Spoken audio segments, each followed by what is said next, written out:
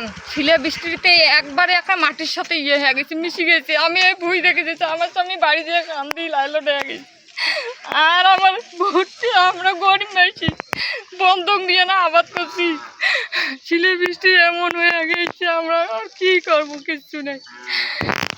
আমাদের আবাদ দেখি আমার স্বামী কান্নাতে বাড়ি যেয়ে করেছে।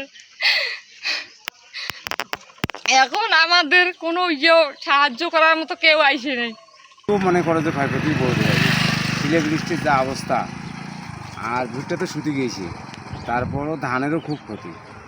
কয়াবাড়ি ইউনিয়ন 8 নম্বর ওয়ার্ডে ব্যাপক শিলা বৃষ্টি হয়ে ধান এবং ভুট্টার অনেক ক্ষতি হয়েছে। ধানের পাতা, ভুট্টা অনেক ক্ষতি হয়েছে, অনেকগুলো ক্ষতি হয়েছে।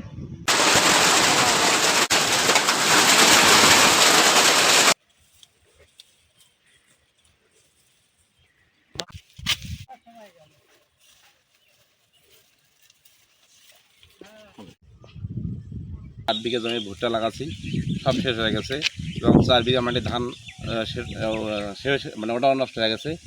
এখন আমাদের এই যে আবাদগুলো করলাম, যে টাকা পয়সা ফুরেছি, ব্যাংক থেকে লোন নিয়েছি, বিভিন্ন ইয়েতে করে ওষুধ করছি, এগুলো যে ক্ষয়ক্ষতি হয়েছে, এটা আমরা পোষার মতো নয় আর কি। এই 2 দিনের শিলা বৃষ্টিতে এই অত্র এলাকা সব ক্ষয়ক্ষতি হয়ে গেছে।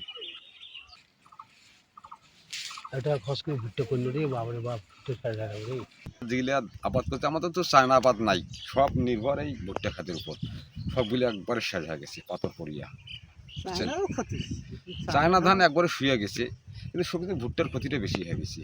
দিনের শিলে বৃষ্টি, তুফান, এতগুলো পুঁজি খাটাইয়া বা ঋণ দেখা করিয়ে ভুট্টে কোনো ধান মরিচ সবগুলো তো পাথর আর ঝড় বৃষ্টি দেখলে শেষ।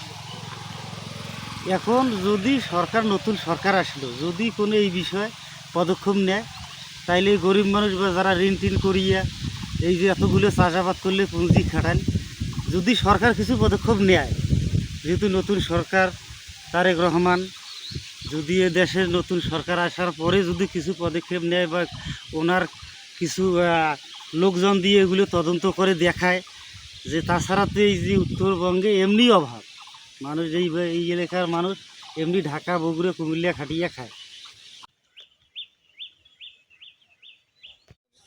কিছু অংশ কালকে